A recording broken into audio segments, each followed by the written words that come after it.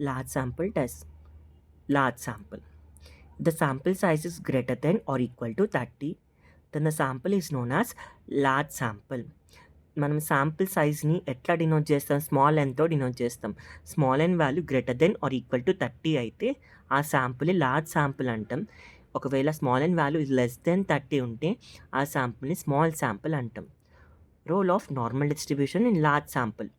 For large values of N అంటే sample size ఎక్కువ ఉన్నట్లయితే almost all the distributions, binomial distribution, Poisson distribution, negative binomial distribution, exponential distribution tends to normal distribution.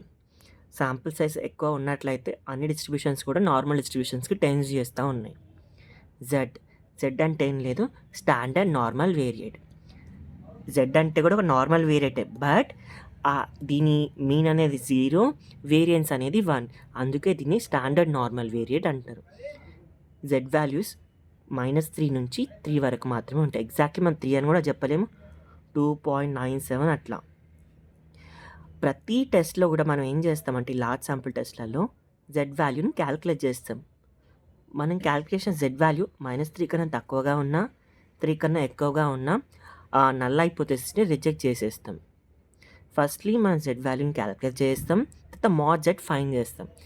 If mode Z greater then 3 meaning ఏంటిదంటే -3 కన్నా తక్కువగా ఉండొచ్చు, లేకపోతే 3 కన్నా ఎక్కువగా ఉండొచ్చు. If mode Z greater then 3, the null hypothesis H0 is rejected. If mod z less than or equal to 3, the null hypothesis H0 is accepted. Clear? Next వచ్చేసరికి టెస్ట్లో మనం 2 టైప్స్గా క్లాసిఫై చేయవచ్చు. ఒకటి 2 టైలెడ్ టెస్ట్, ఇంకోటి 1 టైలెడ్ టెస్ట్ అని. First 2 tailed test. This tests whether the population parameter is equal to versus not equal to some specific value. అంటే ఈ 2 tailed test ఎలా ఉంటుందంటే నల్ హైపోథెసిస్లో ఈక్వల్ టు అని ఉంటే వర్సెస్ ఆల్టర్నేట్ హైపోథెసిస్లో నాట్ ఈక్వల్ టు అని ఉంటుంది. నల్ హైపోథెసిస్లో నేను మ్యూ ఈక్వల్ టు 12 తీసుకున్నా, అప్పుడు ఆల్టర్నేటివ్ హైపోథెసిస్లో మ్యూ నాట్ ఈక్వల్ టు 12 తీసుకోవాలంటే ఇక్కడ టెస్ట్ దేని మధ్యలో జరుగుతుంది? Equal to versus not equal to. Such test are called as 2 tailed test. ఈ టెస్ట్కి గ్రాఫ్ గీస్తే ఇట్లా వస్తుంది. మన గ్రాఫ్కి ఇది లెఫ్ట్ టైల్ పోర్షన్, ఇది రైట్ టైల్ పోర్షన్. మనకు లెఫ్ట్ టైల్ పోర్షన్లో కూడా క్రిటికల్ రీజన్ ఉంది, రైట్ టైల్ పోర్షన్లో కూడా క్రిటికల్ రీజన్ ఉంది. ఈ రెడ్ కలర్లో ఇండికేట్ చేసేది క్రిటికల్ రీజన్. క్రిటికల్ రీజన్ అంటే ఏం లేదు, రిజెక్షన్ రీజన్. సో మనకు 2 సైడ్స్ కూడా రిజెక్షన్ రీజన్ ఉంది కాబట్టి 2 టైల్ పోర్షన్లో కూడా ఈ టెస్ట్లని మనము 2 టైలెడ్ టెస్ట్ అంటాం అన్నమాట. ఇక్కడ ఈ వాల్యూని పాజిటివ్ క్రిటికల్ వాల్యూ అంటారు, ఈ వాల్యూని నెగిటివ్ క్రిటికల్ వాల్యూ అంటారు.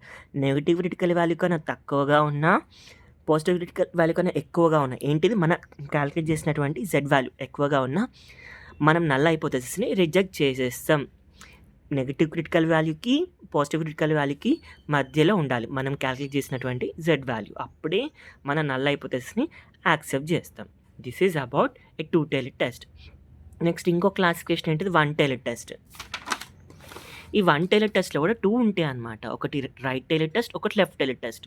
మోస్ట్లీ రైట్ అంటేనే positive side or greater than. This test whether the population parameter is equal to versus greater than some specific value. ఈ రైట్ టైలెడ్ టెస్ట్లలో ఏంటిదంటే నల్ హైపోథెసిస్లో ఈక్వల్ టు అని తీసుకుంటే ఆల్టర్నేట్ హైపోథెసిస్లో గ్రేటర్ దెన్ అని తీసుకోవాలి.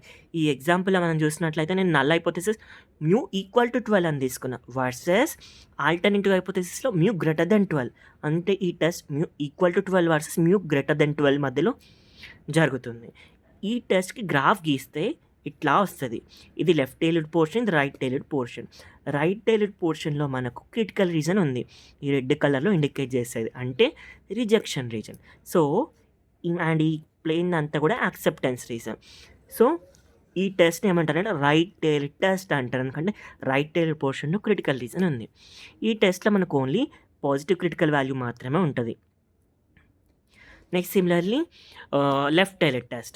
This tests whether the population parameter is equal to versus less than, equal to versus less than some specific value. Example, null హైపోథెసిస్లో మనం mu equal to 12 తీసుకుంటే alternate హైపోథెసిస్లో mu less than 12 ఉండాలి. అంటే equal to versus less than మధ్యలో deal అవుతుంది ఇక్కడ test అనేది. ఈ టెస్ట్‌కి మనం గ్రాఫ్ గీస్తే ఇట్లా వస్తది. Left tailed portion, right tailed portion. కానీ లెఫ్ట్ టైల్డ్ పోర్షన్‌లో మాత్రమే క్రిటికల్ రీజన్ అంటే రిజెక్షన్ రీజన్ ఉంటది. సో, ఈ టెస్ట్‌ని మనము లెఫ్ట్ టైల్డ్ టెస్ట్ అంటారు. అండ్ లెఫ్ట్ టైల్డ్ టెస్ట్‌లో ఓన్లీ నెగెటివ్ క్రిటికల్ వాల్యూ మాత్రమే ఉంటది. ఈ రెండిటిని కలెక్టివ్‌గా వన్ టైల్డ్ టెస్ట్ అని అనొచ్చు. Next critical values. Two tailed test, one tailed test. Alpha is equal to 5%, alpha is equal to 1%. Alpha అంటే level of significance or probability of type 1 error or size of critical region. Previous చాప్టర్లోనే discuss చేసినాం. Two tailed టెస్ట్కి alpha 5% దగ్గర 1.96 and alpha 1% దగ్గర 2.58 అనేవి critical values. One tailed టెస్ట్కి alpha 5% దగ్గర 1.645, alpha 1% దగ్గర 2.33 క్రిటికల్ వాల్యూస్. క్రిటికల్ వాల్యూస్ అంటే ఏం లేవు, ఇవి కూడా జెడ్ వాల్యూసే, కానీ ట్యాబ్లెటెడ్ జెడ్ వాల్యూస్. మనం చేసే టెస్ట్లలో కూడా జెడ్ వాల్యూని ఫైండ్ చేస్తాం, దాన్ని నార్మల్ జెడ్తో ఇండికేట్ చేస్తాం. అదే ఈ tabulated Z values Z alpha తోటి ఇండికేట్ చేస్తాం, వీటిని క్రిటికల్ వాల్యూస్ అంటాం అనమాట. ఇఫ్ మాడ్ జెడ్, ఈ జెడ్ అంటే ఏంటిది, మనం క్యాలిక్యులేట్ చేసిన Z value. If mod Z greater than Z alpha అంటే ఈ వాల్యూస్, అప్పుడు H0 may be rejected, null hypothesis may be rejected. If mod z అంటే మనం క్యాలిక్యులేట్ చేసిన z value less than or equal to z alpha అంటే ఈ values అయితే null hypothesis is accepted. Next steps involved in testing of hypothesis. Testing of హైపోథెసిస్లో majorly మనకు 5 steps ఉంటాయి. Step 1 ఏంటిది, నల్ హైపోథెసిస్. నల్ హైపోథెసిస్ని ఫామ్ చేసుకోవాలి. Formulate null hypothesis which is suitable for the problem under study. Step 2 వచ్చేసి alternate hypothesis. మనం form చేసుకున్న null హైపోథెసిస్కి సూటబుల్ అండ్ మీనింగ్ఫుల్ అయినటువంటి ఆల్టర్నేట్ హైపోథెసిస్ని ఫామ్ చేసుకోవాలి. ఫార్ములేట్ ఏ మీనింగ్ఫుల్ H1 అంటే alternate hypothesis against H0. Step 3 వచ్చేసి level of significance. Fix alpha in advance. Level of సిగ్నిఫికెన్స్ని choose చేసుకోవాలి. 5% అయి ఉండొచ్చు, 1% అయి ఉండొచ్చు, 10% అయి ఉండొచ్చు.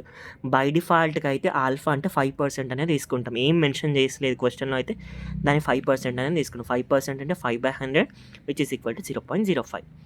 స్టెప్ 4 వచ్చేసి టెస్ట్ స్టాటిస్టిక్ని క్యాలిక్యులేట్ చేయడం. Compute test statistic. Z is equal to T minus expectation of T by standard error of T. Standard error అని అంటే ఏంటిదంటే, మనము శాంపుల్కి స్టాండర్డ్ డీవియేషన్ ఫైండ్ చేస్తే దాన్ని స్టాండర్డ్ ఎర్రర్ అంటారనమాట. Standard deviation of a sample is called as standard error. Standard error అంటే మళ్ళీ ఏదో కాదు, అది కూడా స్టాండర్డ్ డీవియేషన్. కానీ ఈ స్టాండర్డ్ డీవియేషన్ మన పాపులేషన్కి రిలేటెడ్గా ఉంటే దాన్ని స్టాండర్డ్ డీవియేషన్ అంటాము. సేమ్ అదే మనం శాంపుల్కి క్యాలిక్యులేట్ చేస్తే దాన్ని స్టాండర్డ్ ఎర్రర్ అంటారు.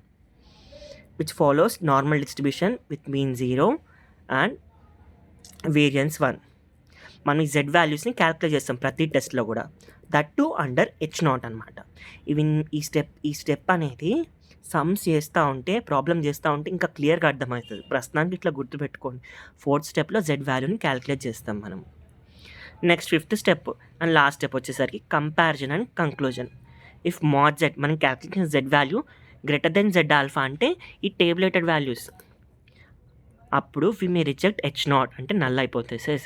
ఇఫ్ మాడ్ జెడ్ అంటే మనం క్యాలిక్యులేట్ చేసిన Z value less than or equal to Z alpha అంటే ఈ table values, we may accept H0 అంటే నల్ హైపోథెసిస్.